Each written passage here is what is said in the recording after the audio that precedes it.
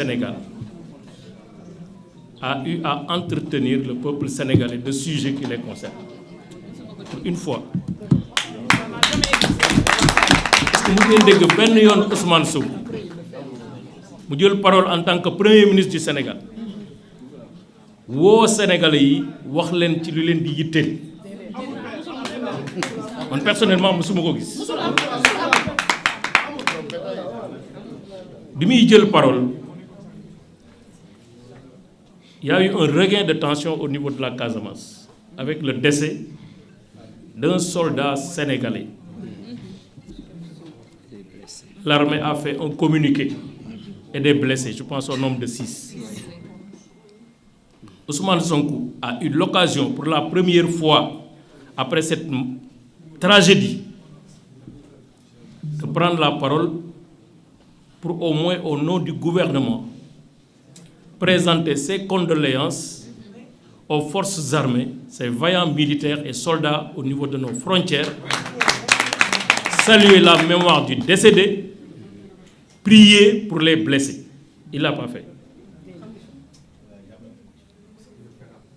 Tout le monde sait que dans le monde rural, aujourd'hui, on vit la pire crise agricole du Sénégal. Il y a une mévente de l'arachide qui a installé le monde rural dans une préoccupation forte de revenus et d'écoulement de leurs produits après 3 mois de dur labeur. Ousmane Sonko n'en a cure. Il n'en parle pas. Il ne sait pas trouver des solutions. Il invente pour demander à la Sonacos d'acheter 450 000 tonnes, ce que la Sonacos n'a jamais pu avoir, n'a jamais pu faire au moment où la Sonacos était la Sonacos. Je ne parle pas de la crise universitaire. Aucune solution. Aujourd'hui, c'est l'impasse. Je ne parle pas des plans d'action des syndicalistes. Aucune solution. C'est l'impasse. Des enseignants, c'est l'impasse. Ils nous parlent de quoi? Ils nous parlent de quoi? Et quand il prend la parole, malheureusement, on a l'impression que le Sénégal existe à partir de 2024. Je vais intervenir sur 2 points. Le premier point, c'est son annonce d'une enquête parlementaire. Tout ça, il le fait parce qu'il veut emmerder, il veut entraver la candidature de Macky Sall. En réalité, c'est ça. Donc, Luxar va y revenir. Je ne vais pas empiéter sur ce qu'il va dire. Donc, enquête parlementaire, pour la première fois, et je parle sous le contrôle d'un ancien président du groupe parlementaire, au Sénégal, qui est un pays organisé depuis 1960, nous avons 3 pouvoirs indépendants. Le premier pouvoir, c'est le pouvoir exécutif, qui exécute, qui fait l'action gouvernementale, qui mène la politique, qui apporte des solutions. C'est le président de la République et ses collaborateurs. Le deuxième pouvoir, c'est le pouvoir judiciaire, qui juge. Le troisième pouvoir, c'est le pouvoir législatif, qui légifère, qui vote les lois, qui contrôle l'action gouvernementale. Et au cœur de notre Constitution, il y a le principe fondamental de la séparation des pouvoirs. Le président de la République, chef de l'exécutif, n'a pas le droit de donner des instructions à l'Assemblée nationale, à plus forte raison au Premier ministre. Ça viole la Constitution.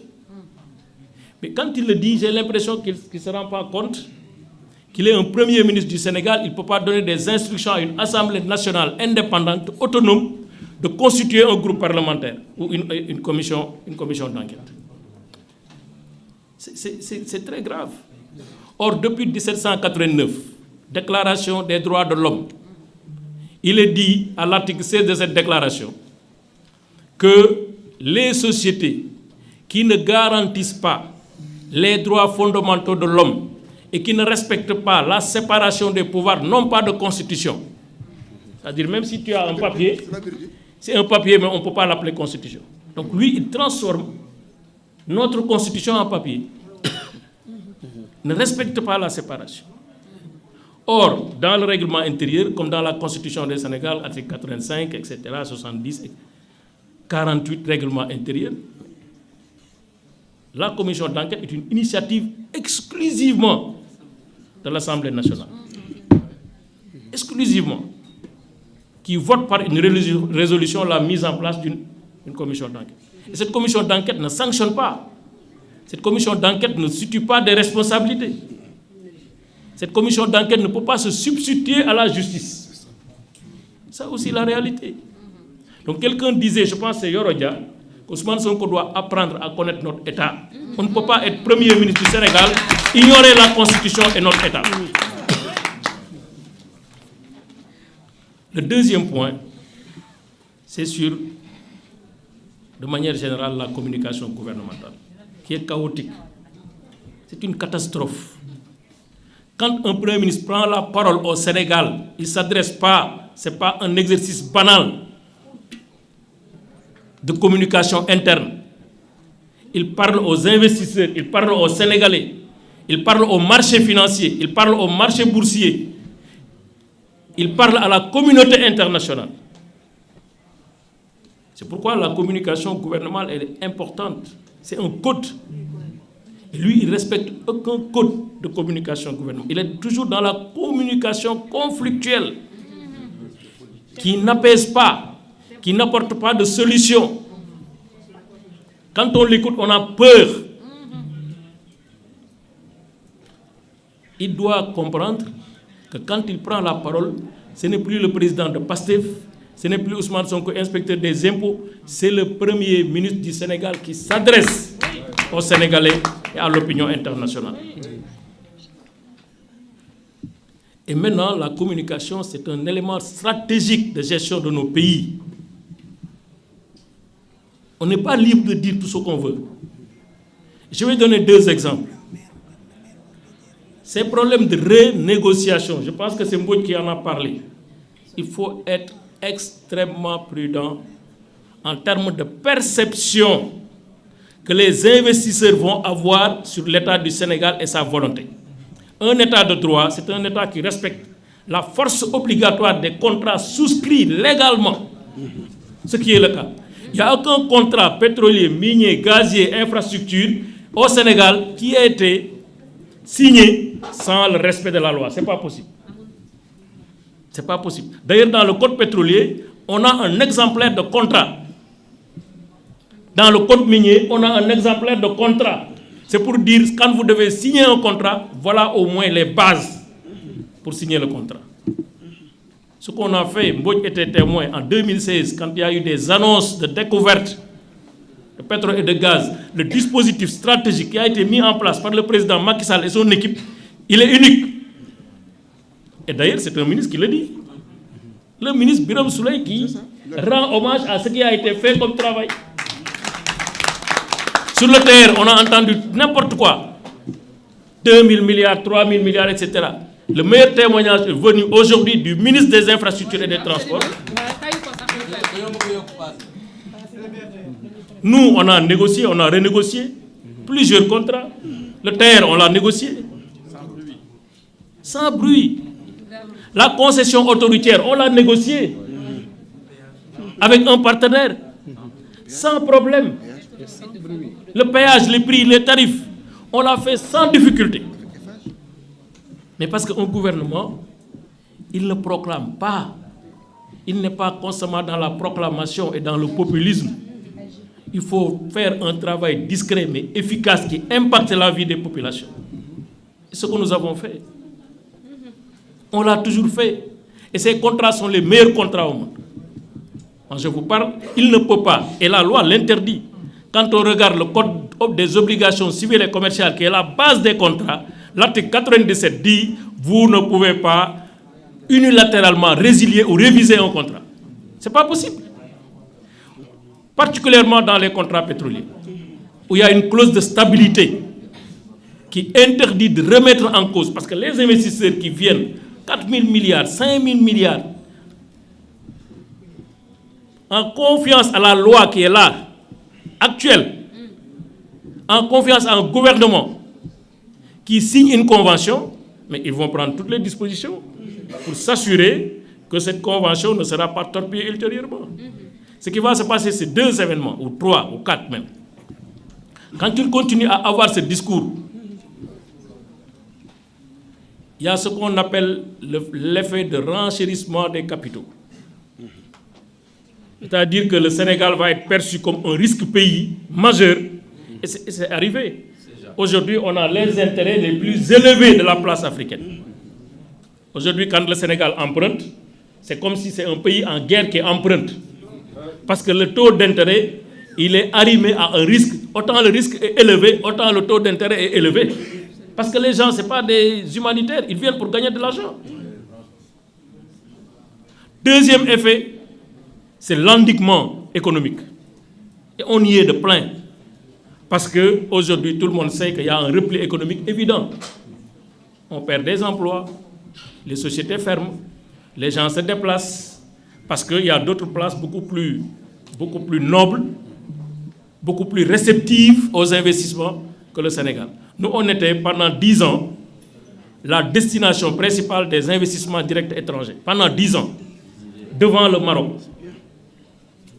Il n'y avait que l'Afrique du Sud, je pense, et l'Égypte, et on n'est pas comparable en termes d'espace, qui étaient devant le Sénégal. On était la première place en Afrique subsaharienne, pendant 10 ans. Presque on absorbait plus de 2,5 milliards de dollars d'investissements directs étrangers. C'est ce qui faisait que le Sénégal marchait. C'est ce qui faisait qu'on avait des recettes. Ce qui faisait qu'on avait la possibilité d'emprunter et de faire de grands projets sur les universités, sur beaucoup, les hôpitaux, etc. L'autre, c'est que quand on annonce comme ça des renégociations, on installe la peur dans le secteur privé. On installe la peur dans les entreprises. Parce que quand je commence par annoncer que je vais renégocier tel contrat dans le sens de resserrer, tout de suite, l'entrepreneur, il est inquiet, il est dans l'attentisme parce qu'il ne va plus se projeter, parce que c'est incertain. Et l'incertitude, c'est le facteur le plus bloquant d'un investissement. Les employés se sentiront menacés, ils seront démotivés, etc., etc., etc. Après, il y aura une chaîne en cascade qui va faire que malheureusement, et c'est ça la réalité, notre dynamisme économique d'antan, on l'a perdu parce que simplement il y a eu des proclamations, en tout cas des annonces, voilà, dettes cachées qui n'existent pas, 1000 milliards, Mme Babou en a parlé, qui n'existent pas, des comptes fictifs, etc. C'est ça qui est à l'origine de cette perception négative de l'extérieur. Les gens, ils voient, ils regardent, ils écoutent, et en fonction de ce qui sort des communications, ils prennent les dispositions. Ce qui fait qu'aujourd'hui, le taux d'endettement du Sénégal, en tout cas en matière de taux, c'est le taux le plus élevé. Les gens ne viennent pas, ils sont à Abidjan, ils sont dans d'autres places, ils sont en Guinée, voilà, mais ils boycottent la place du Sénégal. C'est pourquoi vraiment je voudrais demander au gouvernement du Sénégal de revoir leur copie et de rectifier le tir pendant qu'il est temps.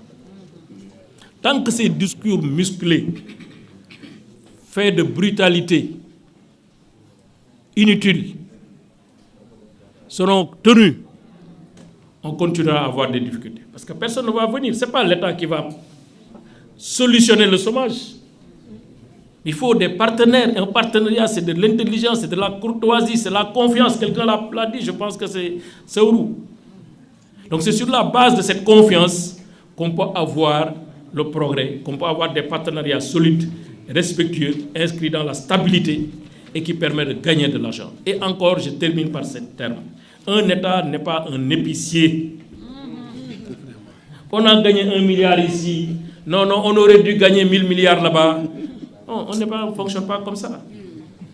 Un État est un partenaire du secteur privé. Or, Ousmane Sonko, quand on l'entend parler, on a l'impression qu'il y a l'État d'un côté, le secteur privé de l'autre, et on se boxe. Le secteur privé étant perçu comme des charognards, des vautours, des spoliateurs, voilà, qui vont vampiriser notre économie. C'est ça. On a l'impression que finalement, être un homme d'affaires qui gagne de l'argent, tu dois marcher sur tes petits pas. Or, on doit encourager le secteur privé, l'accompagner, lui permettre de gagner de l'argent, l'accompagner à l'intérieur comme à l'extérieur du pays.